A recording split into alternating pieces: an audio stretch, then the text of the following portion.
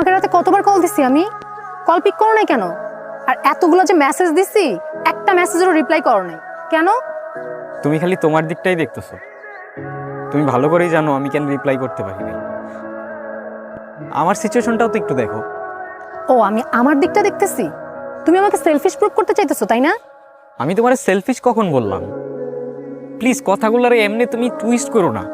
ওকে, করলাম না তো বলো আমাকে যে কি এমন মহৎ কাজ করতেছিলা যে আমার মেসেজের রিপ্লাই করতে পারো নাই? ফারিয়া প্লিজ। হ্যাঁ বুঝছি, এবারও ইন্টারভিউতে কিছু হয় নাই, তাই তো? জবটা হয়েই গেছিল, কারণ আমার এক্সট্রা স্কিল হিসেবে গ্রাফিক্স ডিজাইনটা ছিল, কিন্তু স্যালারি 12,000 টাকা।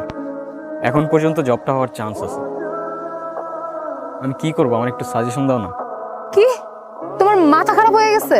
তুমি আমাকে জিজ্ঞেস করতেছো সাজেশন দিতে? আর 12,000 টাকা?